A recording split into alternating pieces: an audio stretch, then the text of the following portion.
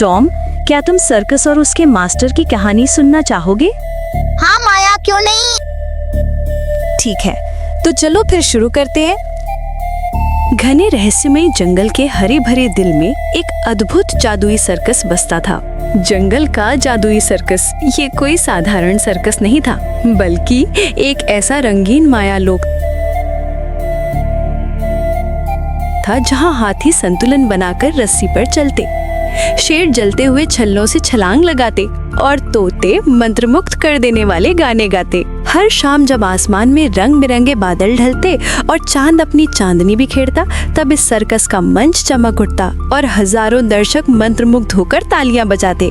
लेकिन इस हंसी खुशी और रोशनी के पीछे एक गहरा अंधकार में रहस्य छिपा था। एक ऐसा रहस्य जिसे कोई देख नहीं सकता था, पर हर जानवर महसूस करता था। इस सर्कस का स्वामी था श्रीमान विक्रम, एक तेज दिमाग वाला बेहद शक्तिशाली और रहस्यमयी व्यक्ति, जिसकी आंखों में जुनून की लपटें जलती थी। लेकिन उसकी बुद्धिमानी और शक्ति का उपयोग अच्छाई के लिए नहीं, बल्कि अपनी महत्वाकांक्षाओं की पूर्ति के लिए होता था। विक्रम के पास एक रहस्यमयी जादुई किताब थी, जिसके मंत्रों से वो सर्कस के हर जानवर को नियंत्रित करता था। कोई शेर उसकी मर्जी के बिना दहाड़ नहीं सकता था, कोई हाथी अपनी सूंड नहीं हिला सकता था और कोई तोता अपनी मर्जी से उड़ नहीं सकता था। वो मानता था कि जानवरों को नियंत्रित करना ही उन्हें अनुशासन और सभ्यता सिखाने का सही तरीका है। आजादी? वो तो अराजकता को न्योता देने जैसा है। वो अक्सर गर्व से कहता, जानवरों को उनकी मर्जी पर छोड़ दो तो वे जंगल में भाग जाएंगे। लेकिन मैं ही वह व्यक्ति हूँ जिसने इस अराजकता को कला में बदला है। विक्रम का मानना था कि जानवरों को नियंत्रित करना ही उन्हें सभ्य बनाने का एकमात्र तरीका है। एक दिन सर्कस में एक नया सदस्य आया। एक छोटा लेकिन ताकतवर और चतुर हाथी था वो। उसकी आंखों में चमक थी और दिल में आजादी की चाह। जैसे ही उसने सर्कस देखा, उसे कुछ अजीब लगा। सारे जानवर शानदार करतब दिखा रहे थे, लेकिन उनके चेहरे पर खुशी नहीं थी।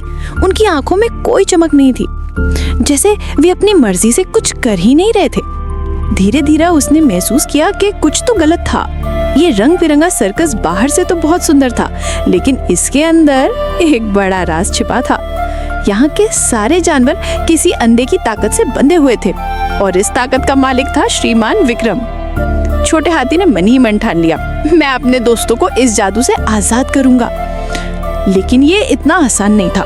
विक्रम केवल एक जादूगर ही नहीं था, बल्कि बहुत ही चालाक और ताकतवर भी था। वो हर समय सतर्क रहता था और उसकी जादुई शक्तियां किसी को भी काबू में कर सकती थी।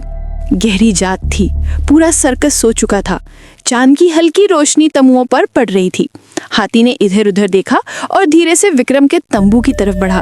उसका दिल तेजी से धड़क रहा था, लेकिन उसके कदम मजबूती से आगे बढ़ रहे थे। वो तंबू के अंदर दाखिल हुआ। चारों तरफ अजीब सी रोशनी फैली हुई थी। तभी उसकी नजर एक पुरानी मोटी किताब पर पड़ी। किताब का कवर चमक रहा था और उस पर अजीब से निशान बने हुए थे। यही है जादू की किताब, उसने खुद से कहा, और धीरे धीरे उसके पन्ने पलटने लगा। लेकिन किताब के अंदर लिखे शब्दों का कोई मतलब समझ नहीं आ रहा था। अब क्या करूं? हाथी ने चिंतित होकर सोचा। तभी अचानक ऊपर से एक तोता उड़ता हुआ आया और उसके पास बैठ गया। उसकी आंखों में चमक थी और आवाज में समझदारी। मुझे लगता है कि तुम्हें मेरी मदद की जरूरत है, तोते ने कहा। हाथी चौंक गया। तुम कौन हो? मैं इस सर्कस का सबसे पुराना सदस्य हूँ, तोते ने कहा। और हाँ, मैं ये जादुई मंत्र पढ़ सकता हूँ। छोटे हाथी की आंखों में उम्मीद की किरण चमक उठी। तो फिर जल्दी करो, हमें इस जादू को तोड़ना होगा। लेकिन क्या ये इतना आसान होगा? विक्रम की काली शक्तियाँ हर जगह थी। तोते ने गहरी सांस ली और फुसफुसाया, विक्रम का जादू तोड़ने के लिए खास मंत्र है, लेकिन इसे पढ़ने के लिए सिर्फ शब्दों की नहीं, बल्कि साहस और विश्वास की जरूरत होगी। छोटे हाथी ने अपनी सूंड ऊपर उठाई और आत्मविश्वास से कहा, मुझे कोई नहीं रोक सकता, मैं अपने दोस्तों को आजाद करूंगा। तोता मुस्कुराया और दोनों ने मिलकर किताब का पन्ना खोला। उसने मंत्र पढ़ना शुरू किया, धीरे धीरे, फिर तेज और फिर शत्रव्यः शुभः। जैसे ही अंतिम शब्द पूरा हुआ, अचानक तंबू के चारों तरफ सुनहरी रोशनी फैल गई। बिजली की तरह चमक उठी और सारे जानवरों की आंखों में नई चमक आ गई। उनके शरीर अब हल्के महसूस हो रहे थे और वे पहली बार अपनी मर्जी से हिल-डुल सकते थे। हम आजाद हैं। पर तभी धड़ाम, तंबू के दरवाजे जोर से खुले और विक्रम गुस्से में गरजा। ये तुमने क्या कर दिया, मूर्ख हाथी? उसकी आंखों में गुस्से की लाल चमक थी। उसने अपनी जादुई छड़ी हवा में घुमाई और एक तेज आवाज गूंजी। तुमने मेरी सालों की मेहनत बर्बाद कर दी। ये जानवर अब आजाद होकर भटकेंगे, परेशान होंगे। इन्हें नियंत्रित करना ही इनके और हमारे भले के लिए है। छोटे हाथी ने बिना डरे उसकी आंखों में देखा और मजबूती से कहा, नहीं विक्रम, हर जीव को स्वतंत्रता का अधिकार है। कोई भी तभी खुश रह सकता है जब वो अपनी मर्जी से जी सके, ना कि किसी के आदेशों पर। विक्रम ने क्रोध में अपनी जादुई शक्ति से एक आग का गोला बनाया और हाथी की ओर फेंका, लेकिन हाथी पीछे नहीं हटा। उसने अपने दोस्तों की ओर देखा और वे सब एक साथ खड़े हो गए। तोते ने मंत्र पढ़कर हवा में ढाल बना दी। बंदर ने अपनी लंबी पूंछ से रस्सी खींची, जिससे विक्रम लड़खड़ा गया, और शेर ने जोर से दहाड़ मारकर उसकी शक्ति को कमजोर कर दिया। आखिरकार विक्रम की सारी जादुई ताकत खत्म होने लगी। वो घुटनों पर गिर पड़ा। उसने पहली बार महसूस किया कि सच्ची शक्ति दूसरों को नियंत्रित करने में नहीं, बल्कि उन्हें स्वतंत्रता देने में है। उसकी आंखों में पश्चाताप था। मैं गलत था, उसने धीमी आवाज में कहा। अब समझ आया? हाथी मुस्कुराया।